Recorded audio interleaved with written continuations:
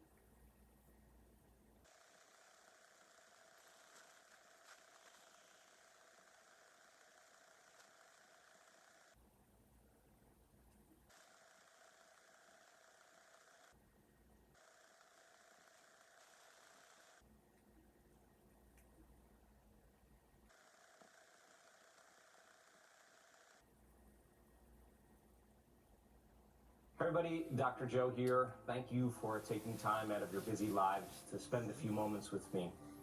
Transformation, personal transformation, requires a concept in neuroscience called metacognition, where we have to become conscious of how we think. We have to think about what we're thinking about. We have to become aware of how we speak, how we act. We have to notice and be conscious of how we're feeling in order to change. I want to also remind you that in order for you to change sometimes, you have to be still, that you have to close your eyes, that you have to disconnect from all the stimulation in your external environment, that you'll have to sit your body down, and it shouldn't be eating, it shouldn't be seeing, it shouldn't be smelling, it shouldn't be hearing, it shouldn't be experiencing and feeling many things. And we have to get beyond our anticipation of the next moment and our memories of the past. The first step to change is to become conscious of who we are so that we can make those changes.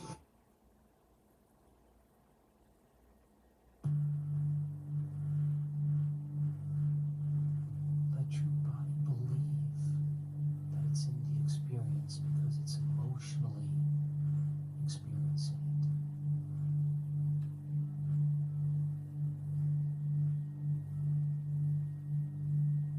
We're moving into the future.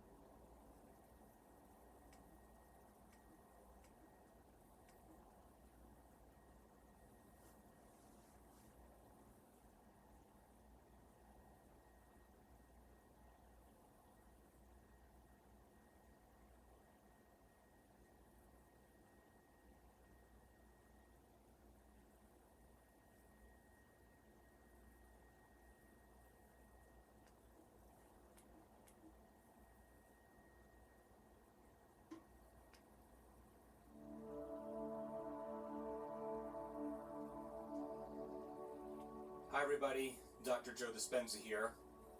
The meditation you're about to do, the purpose of this meditation is to move beyond your senses, beyond the world of the three-dimensional reality that we experience on a daily basis.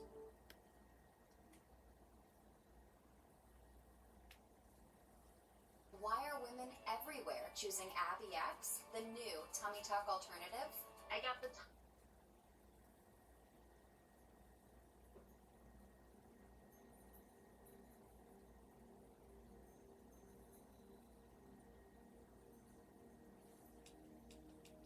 Take a moment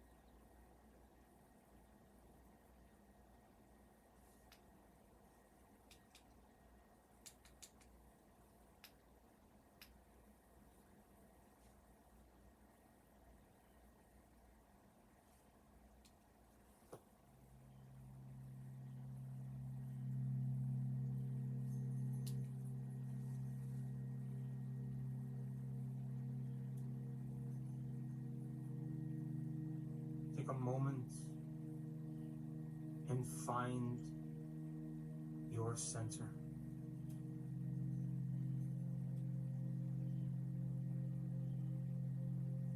Inhale.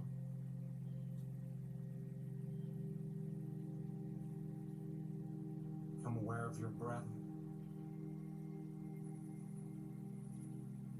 And exhale. And relax.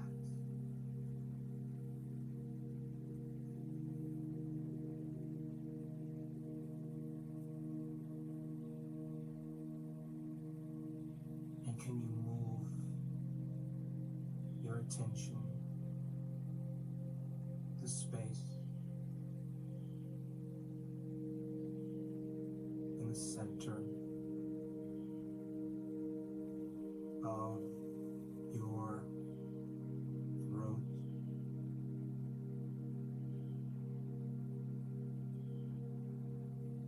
In space.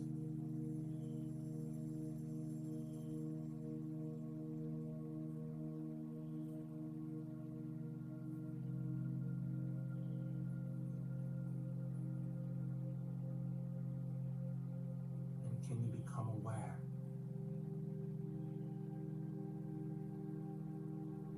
of the energy of space around your throat, beyond your neck,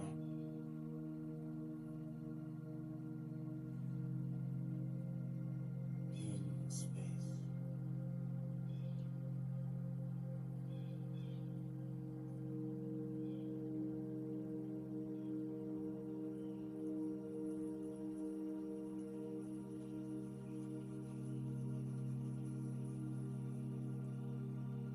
And now, what was that vision of the future that awaits you?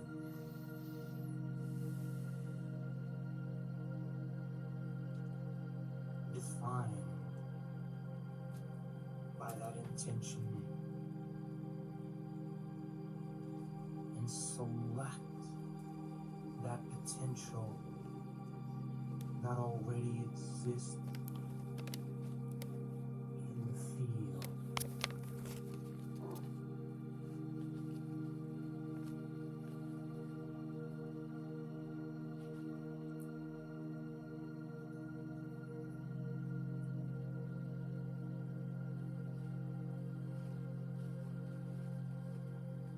And allow that internal representation to be where you're headed. Confess your into the future.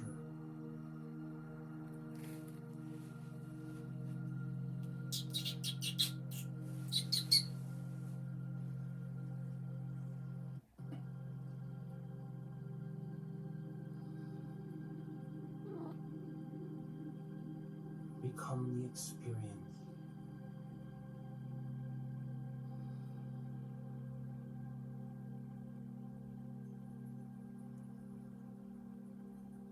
And let the experience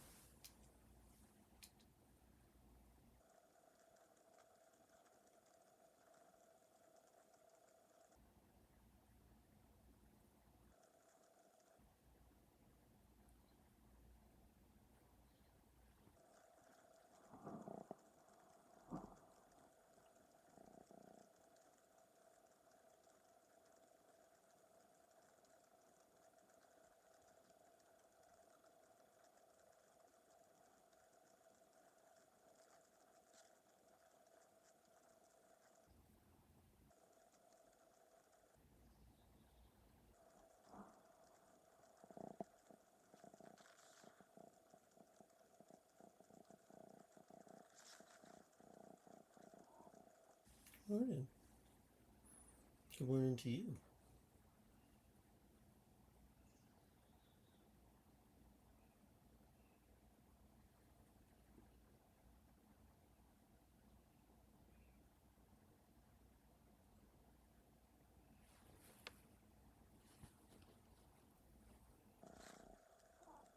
Morning.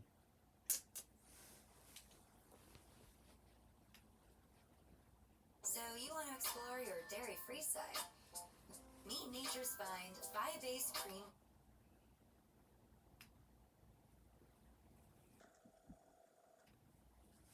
Good morning.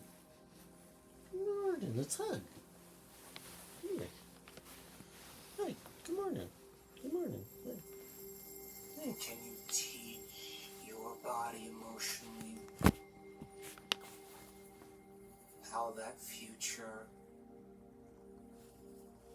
feels now?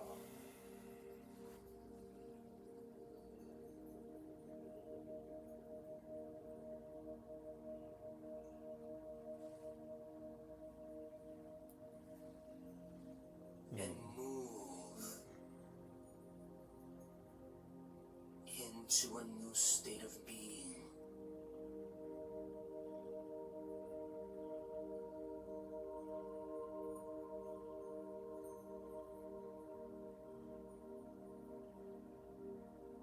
Come on, open your heart and let your body respond to in mind.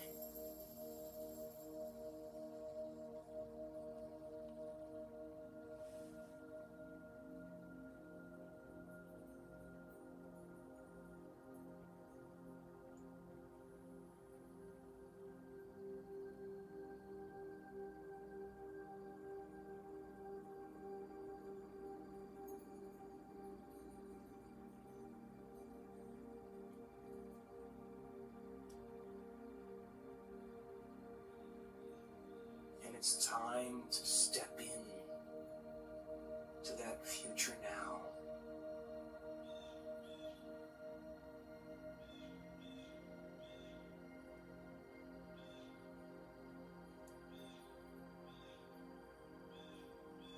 What things will you do?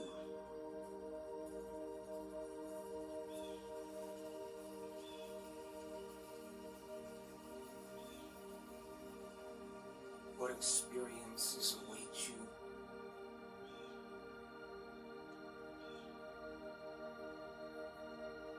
And how will they feel?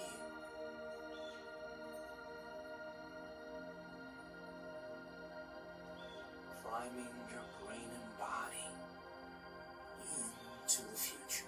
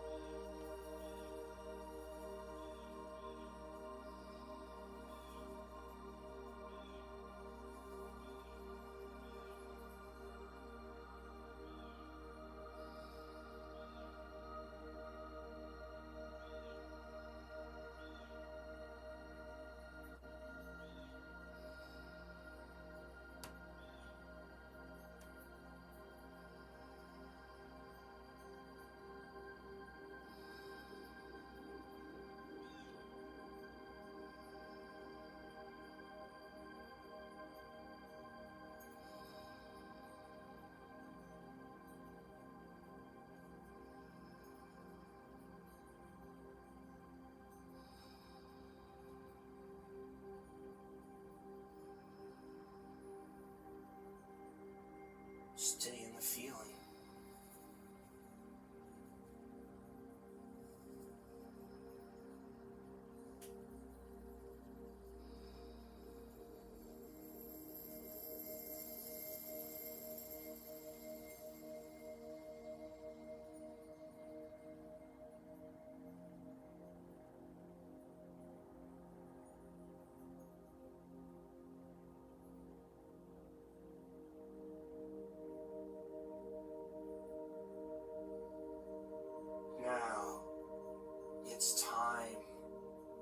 remind yourself who you no longer want to be. What thoughts will you become conscious of that will never slip by your awareness today? Choices will you not make? What behaviors will you no longer demonstrate? What experiences will you stay away from? And what emotions and feelings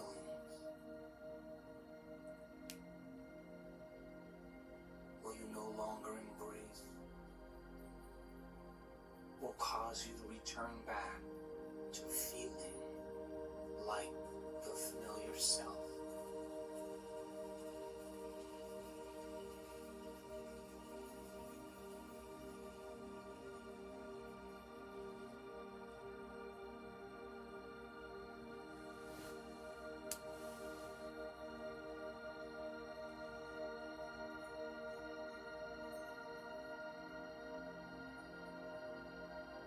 Become the observer from a greater level of mind.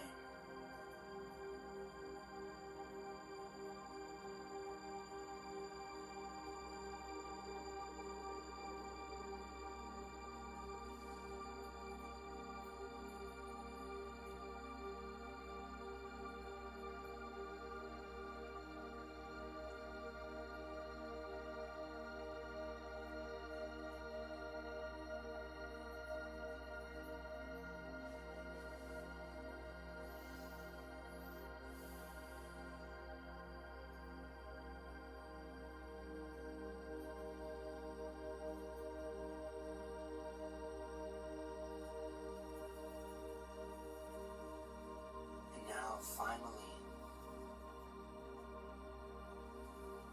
it's time, one more time,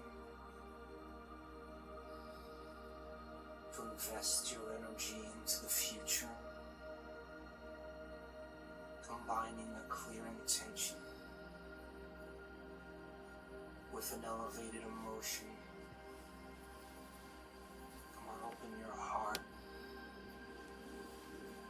and change your energy. And when you change your energy, you change your life.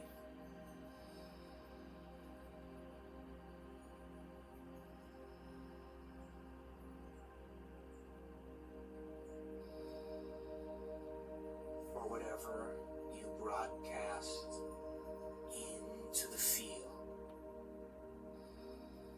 is your experiment with destiny.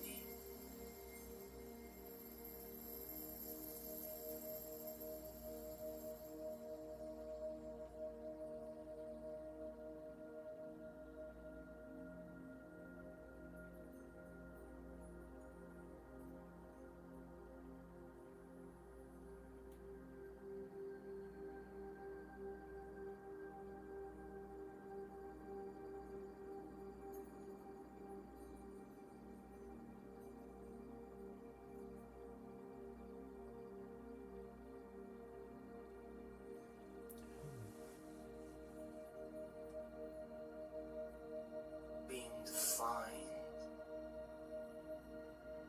by a vision of the future instead of the memory of the past mean that you're ahead of your time.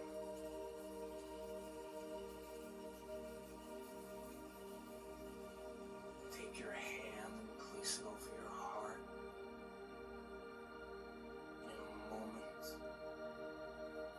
Take a breath and have compassion and care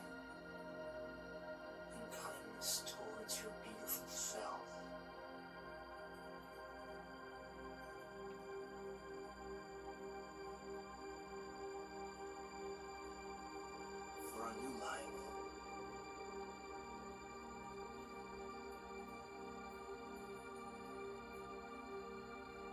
And now bring your awareness back to a new body.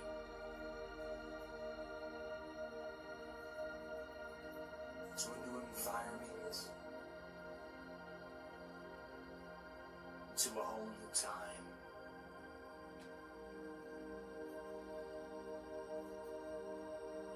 And when you're ready,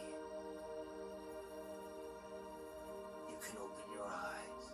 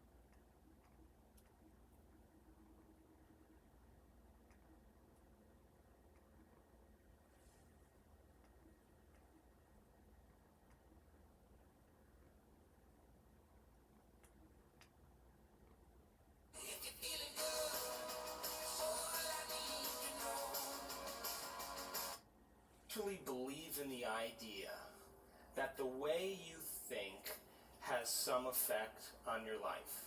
So how many people actually woke up this morning and consciously created a future? You know, the biggest reason why people don't do it is because you don't really believe it's true. You see, if you knew on a gut level that it was absolutely true, would you ever miss a day? And would you ever let any thought slip by your awareness that you didn't want to experience? So your brain, according to neuroscience, is organized to reflect everything you know in your life. Your brain is a record of your environment. It's a record, an artifact of your past. So if you believe this, then does your environment control your thinking, or does your thinking control your environment? So if you wake up in the morning and you get out of bed on the same exact side as you did the day before, you shut the alarm clock off with the same finger, you slip into your favorite slippers, you shuffle into the bathroom and you use the toilet like you always do, then you walk over to the mirror and you look at yourself to remember who you are, then you get into the shower and you wash yourself in the same routine way, then you groom yourself to look like everybody expects you to look. Then you go downstairs and you drink coffee out of your favorite mug. Then you drive to work the same way as you did the day before. You see the same people that push the same emotional buttons. You do the exact thing that you know how to do and you memorize and can do so well that you're an expert at. Then you hurry up and rush home so you can hurry up and check your emails, so you can hurry up and go to bed, so you can hurry up and do it all over again. Now, here's my question. Did your brain change at all that day? We could say that you were thinking the same thoughts, performing the same actions, that create the same experiences, that produce the same emotions, but secretly expecting something to change in your life. So then, as the environment turns on different circuits in your brain, you begin to think equal to your environment. As you see the same people and go to the same places and do the same things at the same time, it's the external environment that's turning on different circuits in your brain, causing you to think equal to everything that you know. And as long as you think equal to everything that's familiar and known to you, what do you keep creating more of? Same life. Now, the quantum law is still applying to you. You're just thinking equal to everything that you know, and you keep creating more of the same. To change, to truly change, is to think greater than your environment. And every great person in history knew this. Whether it was William Wallace, or Mahatma Gandhi, or Martin Luther King, or Queen Elizabeth I, or Joan of Arc, they all had a vision. They all had an idea. Couldn't see it, couldn't smell it, couldn't taste it, couldn't feel it. But it was alive in their mind. It was so alive in their mind that they began to live as if that reality was actually happening now. So can you believe in a future that you can't see or experience with your senses yet, but you've thought about enough times in your mind that your brain is literally changed to look like the event has already happened? Neuroscience says it's absolutely possible. Now, your personality creates your personal reality. That's it. It's that simple. And your personality is made up of how you think, how you act, and how you feel. So the present personality who's sitting here today, you, has created the present personal reality called your life. Would you agree? Would you also agree then, if you wanted to create a new personal reality, that on a fundamental level you would have to change the thoughts that you are thinking, the behaviors and habits that you're demonstrating, and the emotions that you've memorized that's become part of your identity? And most people try to create a new personal reality as the same personality, and it never works. We have to become somebody else. So then, as you keep thinking the same thoughts, performing the same actions, and living by the same experiences that produce the same emotions, there's a principle in neuroscience that says nerve cells that fire together wire together. And if you keep repeating the same states of mind and body over and over again, your brain begins to fire in the same sequences and the same patterns and same combinations. And whenever you make your brain work in a certain way, that's called mind. Mind is the brain in action. So as you remind yourself every day who you think you are, you're causing your brain to fire in the exact same ways. And as they fire and wire in the same patterns over time, the brain moves into a very finite signature, and that's called your personality. Now, that box in your brain isn't literally a box, but it's the most commonly wired, neurologically fired programs that run redundantly because we keep doing the same things over and over again. To change your mind, then, is to make the brain work in new sequences and new patterns and new combinations, to begin to make the brain work differently. And the one ingredient that allows us to do that is knowledge or information. Because every time you learn something new, you make a new connection in your brain. That's what learning is. Learning is forging new connections. Remembering is maintaining or sustaining those connections. So now, every time you have a thought, you make a chemical. And if you have a great thought, or an unlimited thought, or a joyful thought, you turn on a set of circuits in your brain that fires in a very specific sequence, pattern, and combination, that produces a level of mind, that turns on another part of the brain that makes a chemical for you to begin to feel exactly the way you were just thinking, great or unlimited or joyful. Now, if you have a negative thought or an unhappy thought or a self-depreciating thought, you turn on a different set of circuits and a different combination, a different sequence, and a different pattern that produces a different level of mind.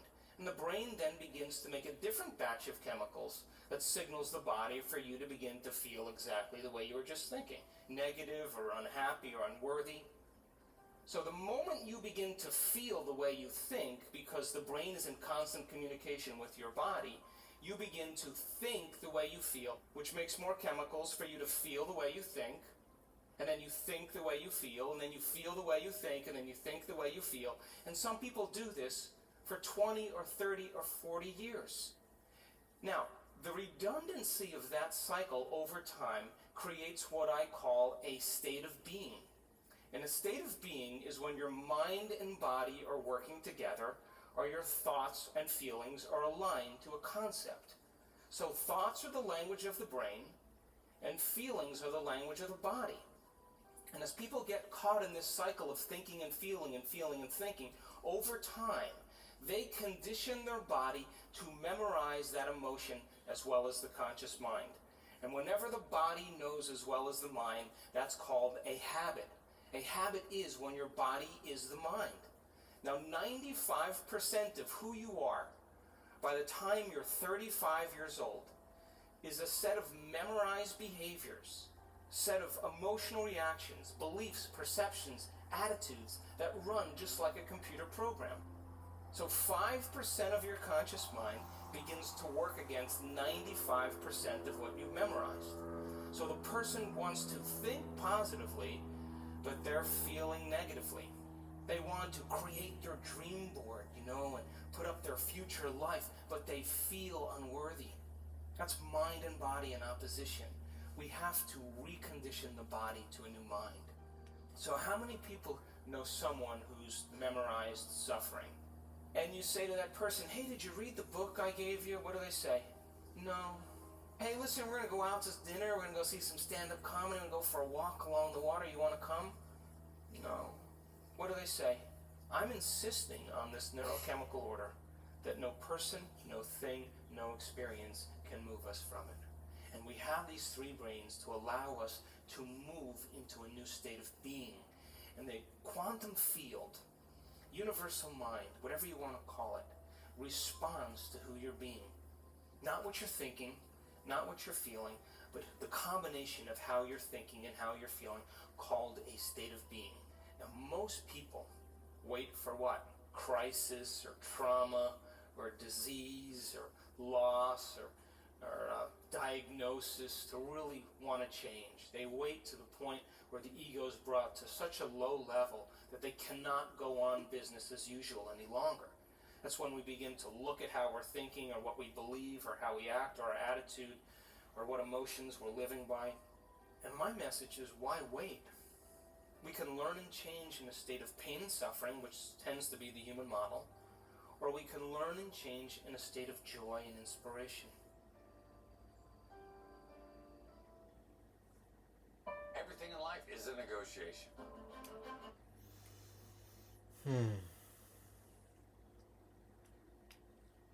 Actually believe in the idea that the way you think has some effect on your life.